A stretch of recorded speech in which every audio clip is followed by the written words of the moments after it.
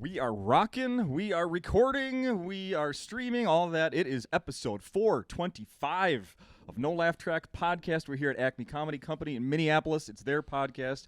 I'm the guy who gets to host it, Justin Severson. I'm here with 1, 2, 3, 4. Lots of numbers. We've already been talking lots of numbers off the mic here, yes. Alingon. 4-time guest, Alingon Mitra, is here with me. I feel like this is a running joke in our episodes where my concern is that I'm going to say stuff either that I repeat or that I'm like straight up just like the opposite of what I said last time. I think like if anybody listens to these in like consecutive order, they're going to be like, this guy is just a fraud. Yeah. So do you want to start there or on page 2? Or what? How do you want to do that? Because no, well, you know, there is one actually that kind of comes to mind right away. What? But I think it was one that we already sort of tackled. Oh, here, I'm just going to give it to you right now. Okay. All right, we're just going to start right here, now, since you brought that up. Let's go into it. A few months ago, I'm on Facebook. I see the little stories thing pop up. Okay. And I'm like, what is Alingon doing? Okay. And then I'm like, oh, he's doing like a daily news update? And okay. I'm like, oh, I got to give this is. And I'm like, oh, they're only like 7, 8, 9 minutes long. I should totally start listening to these in the morning. Okay.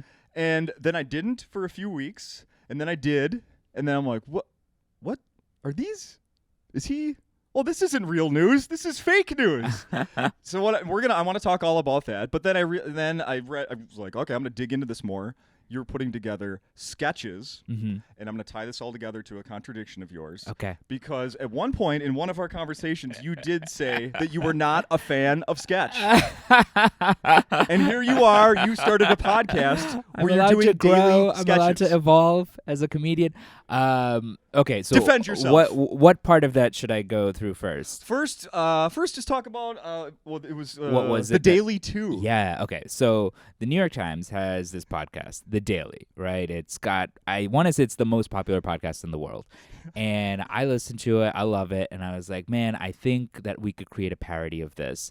And we could do it every day, and we could do it based off of whatever they cover that day. So it would be like a companion podcast. You listen to The Daily in the morning, you listen to The Daily 2 in the evening, because The Daily is like, they cover just like sad stuff all the time. Yep. So it would be nice to be like, all right, is there a funny take on the war in Ethiopia, something, right? And so every episode I would listen to, and then I would make this sketch, and then I would record it day of and put it up, and the hope was like, oh, all right, all these fans of The Daily will listen to this and they'll get it. And I don't know what I failed somewhere, because people just didn't make the link that this is what this thing was, or it just wasn't good. I don't know what it was, but it just I feel like people didn't understand the premise behind it, and so either they were tuning in first for like just actual news, or they were like, okay, this is funny, but I don't understand why it's happening. Like it was just a big confusion around it. So sure. I'm glad that I was able to hopefully clarify what it was. Absolutely. In terms of sketch, did I say I don't like sketch? You said it wasn't one of your. You weren't a big fan. Okay. I don't not like sketch. I just think sometimes it's cheesy. And I love stand up. Yeah. But I do like I don't not like it. Oh man. This is like, you know that there's like this episode of The Daily Show where Jon Stewart brought in Jim Cramer, and basically Jim Cramer comes in, and he was calling out, like, Jim Cramer was kind of like talking up these stocks and things like that.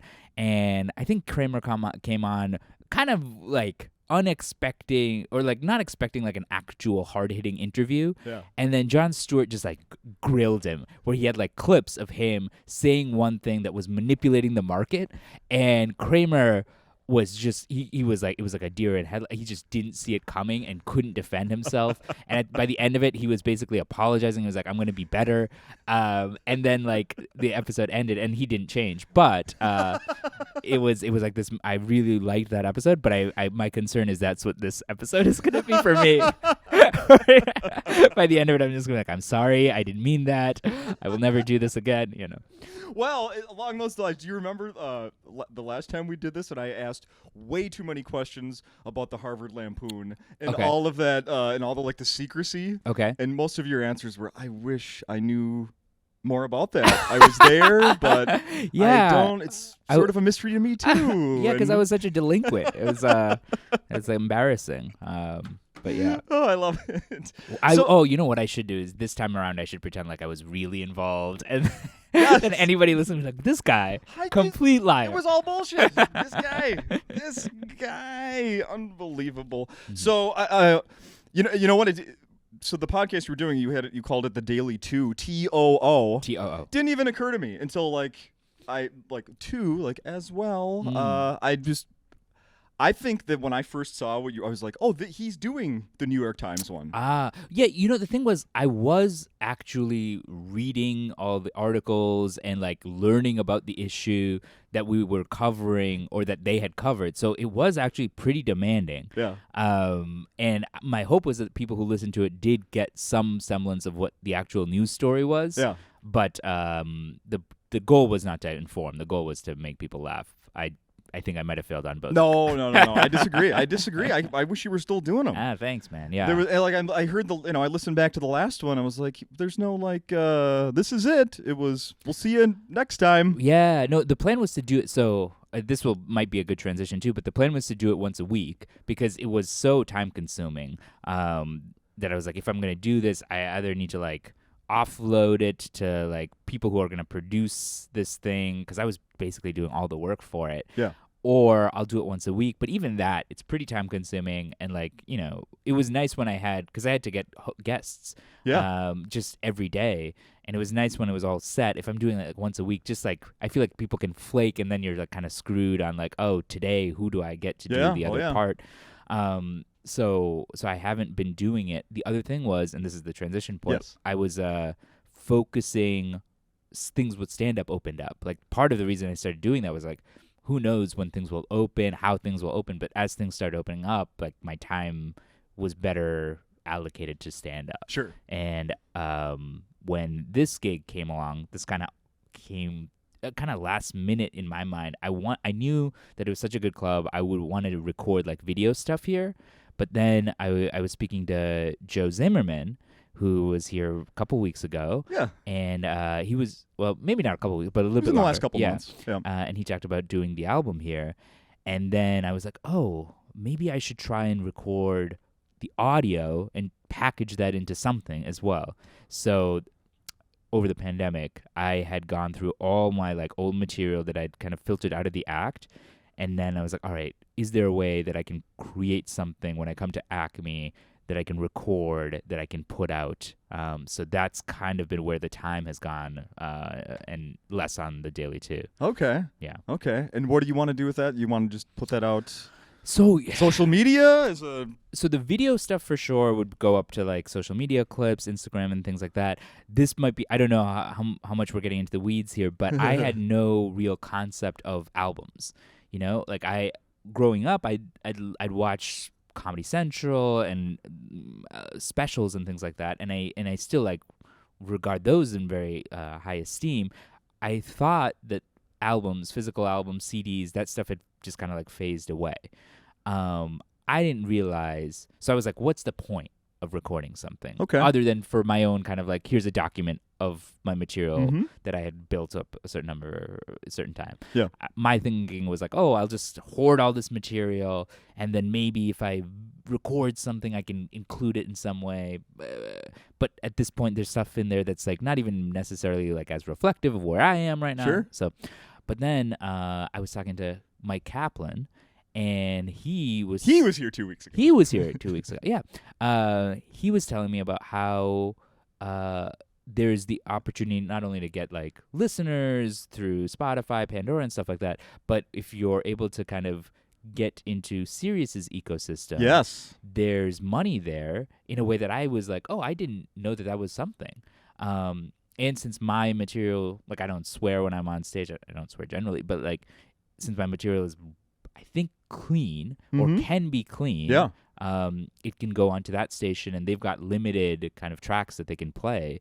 So then my mind was like, all right, how do I kind of like curate or cull my act and package those jokes into things that could be tracks? There you go. So it started becoming more like a math problem.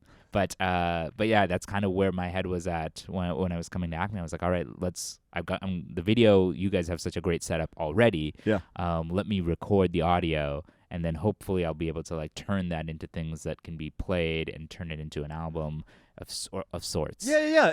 This is not the first time I've heard this from a guest on the podcast. Do you remember who the other one was? One of them was Brian Miller, who's I'm gonna have to take him out. Local. He's trying to get into the ecosystem as well. Less competition. He's way ahead of you, man. That's what I'm God saying. damn This it. was like a year ago. He's way ahead. You know what's interesting? So I had reached out to the clean station at Sirius to see, because I didn't know what their guidelines were.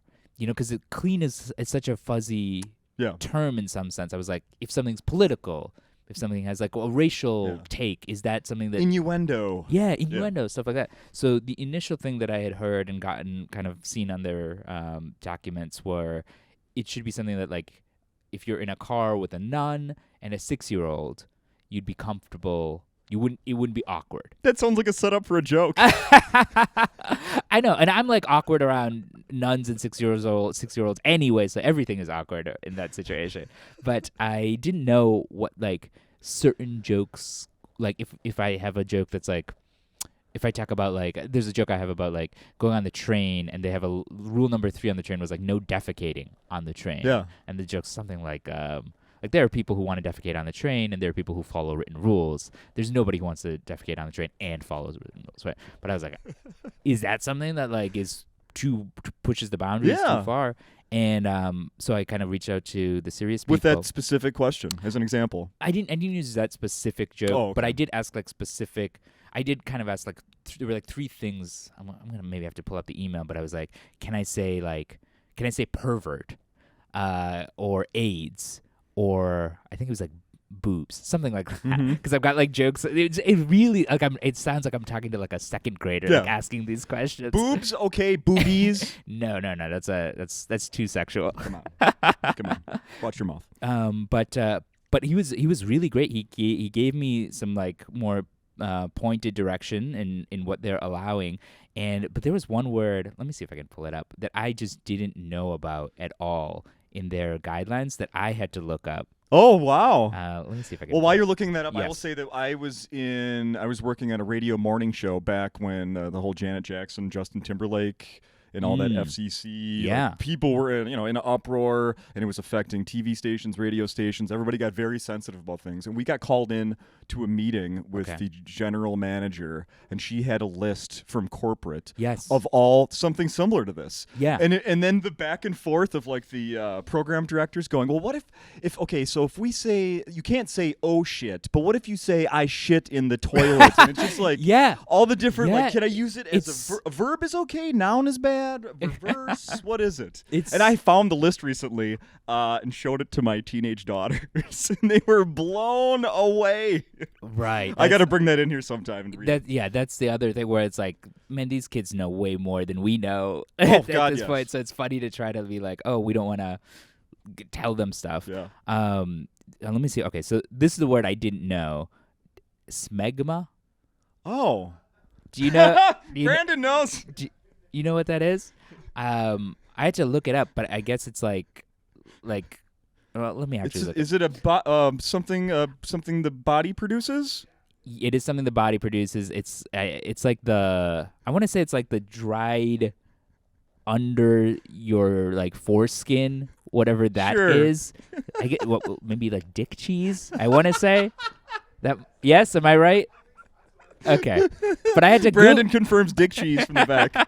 I had to Google it because I was like, oh, I'm like actually learning words off of this no list. But yeah, I was fascinating. But crap is one of the ones that they don't let you say, and they're very apparently firm on like no excrement discussions. So that train joke is out of the track for that one. Yeah, no references to defecation. No references to defecation. Very interesting. Yeah. I mean, I'll probably still do it, but it just won't get into like the whatever the final product is that I'm gonna submit over there. Sure. Yeah. So I was looking back on your social media accounts. Okay. Just kind of see what you've been doing. Yeah. And your Instagram Yes. was blank for a whole year. Okay. Yes. Did you purposely take off a whole year of Instagram? Because it literally, the look you're giving me is like, what is he talking about? Your last post of 2020 is on the same day as your first post of 2021. Oh, really? You don't know this? No. So I definitely deleted Instagram and like social media when I was like quarantining or just in the pandemic. So you deleted them. I just deleted them because I was like, I don't. So I guess it makes sense. What you're saying makes sense. I was just like, I'm not putting anything out right now.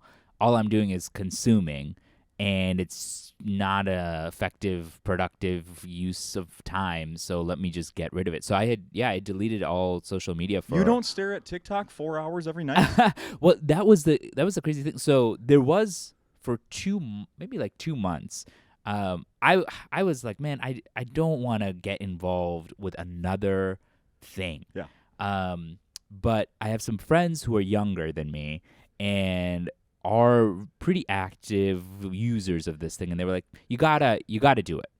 And I was like, God damn, I don't want it. But I really just didn't have anything else to do, right? I wasn't like going up other than doing like some virtual shows during the pandemic. So I went through all of this like old footage that I have, including stuff from here, and I started chopping it up for maybe 2 months and putting it out on TikTok, and it did really well. Oh, okay. Awesome. I want to say like over 2 months it got to like 70,000 followers, which is pretty good for like coming from a zero.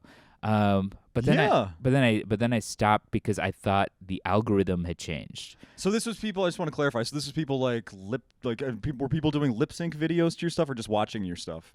So it was a bizarre thing. Again, I just didn't know what this thing is, this app, right? I barely do either. Yeah, I don't think anybody really knows. But so I started putting up the stand-up clips. Yep. And some of them got enough traction where the people would listen to it and then duet it, which is, I guess, the ability to just like take the audio and the video and then do something right next to it, or take the audio and then say it yourself while the video is of you. Yeah. So there were like other people saying what I'm saying with my voice, and they're like lip syncing it in their way. Yep. I thought it was really cool, actually. I was like, oh, this is so flattering, and I really I was like laughing at other people doing material with my voice. It's gotta be so cool. Yeah, I think so for some comics they may feel awkward or uncomfortable about it in some way. It's like, oh, you're taking my material or something. Yeah. But I was just like, oh, this is fun. To me, TikTok is like the one social, and I have been off it, but I'm going to. Part of the reason I'm videoing everything here is so that I can like have these clips now to get back onto it. Okay. But TikTok is like the one space where I just have I'm like, I don't care. I just don't care what happens there, which is a great because Instagram, for whatever reason, I feel like, oh, there are people I know on it. It's a smaller community, and I get kind of in my head about like, oh, if I release something that people have seen before or whatever, I don't want them to be like judging. Whereas with TikTok, I'm like, it's all just garbage anyway. Just release whatever you want, and it's actually a liberating and probably like a better attitude towards life in general. But that's how I treat TikTok, and that's what I'm planning to do with it. TikTok. Yeah, but it's garbage anyway. To get back to your original question, I had deleted Instagram, and after I stopped using TikTok, I had deleted TikTok. I was just off social media. I was just reading. Yeah, how did you fill that time? What did you do? I was just reading. I spent a lot of time actually just like on the phone with friends. Because this unusual thing happened where people had time. Right. And it didn't feel like an imposition. In comics, we have this strange life where generally like our nights and weekends are gobbled up when most people are free. So suddenly there was like the ability to talk to people at normal times. And so that's what I was doing that. Yeah. Where did you stay during the So for a couple months, pandemic? It was an interesting, like, I want to say mid-March, my brother and I both are in New York City, and we don't know what is going to happen, right? It's just this weird, it's churn every day is something, and it's spreading, and we don't know, right? My parents are older than me, and interesting. Yeah, one of those. I will delve deeper into that. So they live in Massachusetts. So my brother and I had a discussion about like, okay, should we both go? Should one of us go? Like, what's the right play? What's like the proper? If something happens to them and one of us is there versus both of us is there, then we both might get, let's say, infected with this. So it would put both of us on the sidelines, but one of us should be there should something happen to them. So my brother, his girlfriend lives in New York City as well. So it made sense for them to stay and for me to go. So I went. And his girlfriend, I remember when I was driving out, she gave me like a thermometer, and then she was like, "How long are you gonna go for?" And that was the first time I even considered that question. Really, I was like, I don't know, probably like a couple weeks. But it ended up being like 3 or 4 months. Oh wow. Yeah. And then I came back to the city, and it was either August or September. Oh, okay. Yeah. Everybody was okay? Yeah. Luckily, everybody, and we were very much just like not seeing anybody. Yeah. Especially because my folks are older. I didn't want, and so much question around what is the risk of this thing. So we didn't. I was in my parents' basement for a good chunk of the initial portion because I didn't know if I had it, even though even again it was like that whole week. When we look back on it, we're going to just be like, it was just moving so quickly. These things were changing so rapidly. But I didn't know what my risk was to them, so I just stayed in the basement for a couple weeks. Did you still have a bedroom? Is this a house you grew up in, lived it's in a house at some point? I grew up in. Yeah, it wasn't like an unfinished concrete jail cell. It was it has like a bedroom and it has like a TV. It's not like it was fine. So when Mike Kaplan was here, we talked about this like 3-week tour he was just wrapping up. Like he had just a couple dates. Right. Acme. Yeah. He's driving around. Yes. I don't know if maybe, well, you probably do know because you're friends with all these guys, that at the beginning of that, he did a show in Morgantown, West Virginia. Okay. And does that town ring a bell for you? Morgantown, West Virginia? It's where Joe Zimmerman is from. Yeah. And Mike Kaplan and his girlfriend stayed at Joe Zimmerman's parents' house and slept in his bedroom. Oh, really? Yeah. Like his the room that he grew up in? Yes. Whoa. Yes. That's bizarre. You haven't done that? That's not part of this tour? I do love the idea of that being how you decide where you're going to perform. You're just like, I'm going to find out where my comic friends grew up. I'm going to their hometown. I'm sleeping in their bed.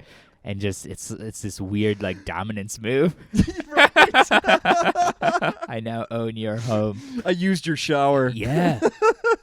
Yeah, it was interesting. I came a day earlier because a friend of mine lives in Minnesota and stayed at the home that she grew up in. And that was it's just so interesting to see because people outside of their home element to see like their Yes, it's a different perspective. Yeah. Well, along those lines, the house I live in, we rent, and they have sold the house, so we have to move. Oh. Yeah. So we've been having. How long have you been living there? Almost 7 years. Okay. And we have found a place. Great. We're already done. We're going to sign a lease this coming Sunday. Everybody's very happy. Yeah. But in this meantime, we've had to leave for showings and everything. And then the other day, 6 people show up and start walking around our house for an inspection with the new owners that are going to buy it. And Yes. it's just like this. Feels weird. It feels super weird. Yeah, this is my to space. them, it's just business. Yeah. But to us, it's like you're strangers coming into our house unsupervised. Yeah. Like, It's like somebody inspecting your body or like looking at your smegma. I don't want to know what you find. Yeah. Just keep it to yourself, okay? I don't want to know. I don't want to know. I don't want to know. Let's see. I'm going to look at some of my notes here before we run out of time. There's things I wanted to talk to you about. Like, I know that we've talked about that you are a Boston sports fan, that you've gone and seen, like Patriots games and whatnot. Your family, I think you told me once, had season tickets at one point. Yes. Correct. Yeah. How was it for Tom Brady, for you, leaving? Does your loyalty, did it stay with Tom when he goes and wins the Super Bowl with the Buccaneers, or are you just like, no, you're not a Patriot anymore? You're No. He's done enough in my opinion. Like, and I don't think he wasn't like bad to the city when he left or anything like that. No, I was still rooting for Brady, and was thrilled that it is strange that he's like building the Patriots down there now. He's got like Gronk back. Yeah. I feel like he is clever. I feel like he might get like Edelman to just somehow join and stuff like that. Oh, who retired, right? Who's technically retired, yeah. But stuff like that, yeah. I mean, so was Gronk. Gronk was retired too. Yeah. Good Brought point. him Yeah, back. I wonder who's left to bring bring back. Jeez. Yeah. So what? So this week you're getting these clips to put those out. Get some stuff on Sirius XM, all that stuff. What else is ahead for the summer? Or I mean, the summer's almost over. This fall, I guess. Yeah. We're about to be in September. So it'll be interesting. I'm doing this, and then the plan is to go in mid-September to San Francisco and do a similar thing, because I've got friends out there, and I'm gonna perform at a club there, and then I'm gonna stay an additional week and there's a lot of like fun independent shows that a lot of my friends run out there. So I had this idea. I'd be interested to hear what your take on it is. So I have this material that I think if I built it all out would be maybe like 40 minutes that goes and hits on a lot of like Indian American cultural stuff. And I was thinking of like packaging that in its own like either special for YouTube or something like that. So part of me was thinking I could do, when I go out to San Francisco, record that, splice it together and put it out. But I don't know. I've always been I've never wanted to be like one-dimensional as a comic.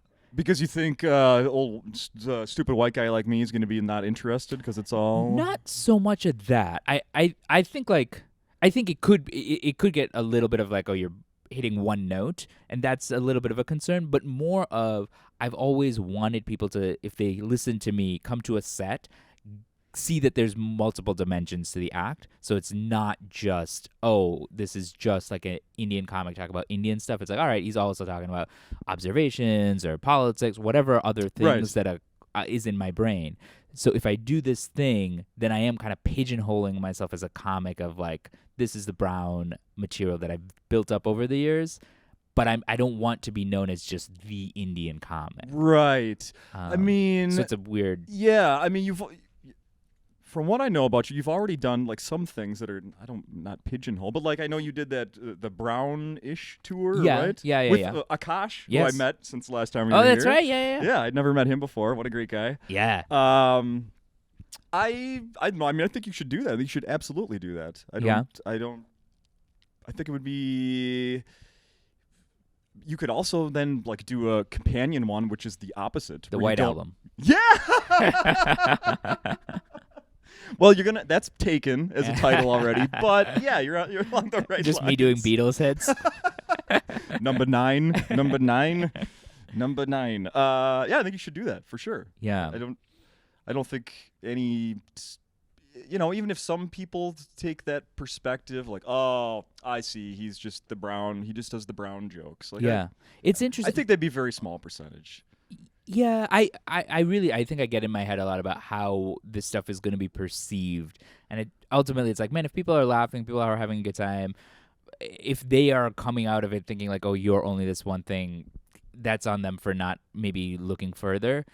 I wish I had that ability to internalize that thought more of like, oh, these people are going to think of me in that. I would suggest that if you're doing a video, don't come out like in full Indian garb. Oh, really? What's funny is like... Or were you going to do that? Part of me was thinking of... I mean, not full, but like there's definitely like fashion designers who are making stuff that kind of is Indian inspired. Oh, okay.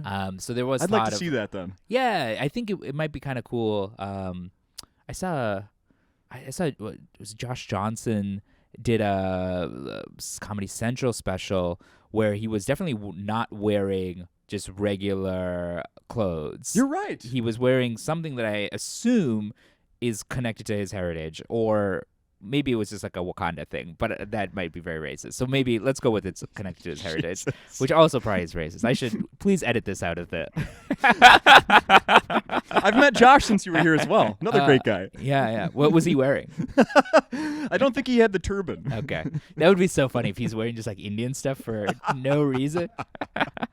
But yeah, so I think it would, if I'm gonna do a Brown album, I think it might be kind of cool to there just like something that gives a nod to, because I think Indian fashion is very cool. So okay. I would be kind of interested. Well, then I have this question: Yes. Has anybody else done this already?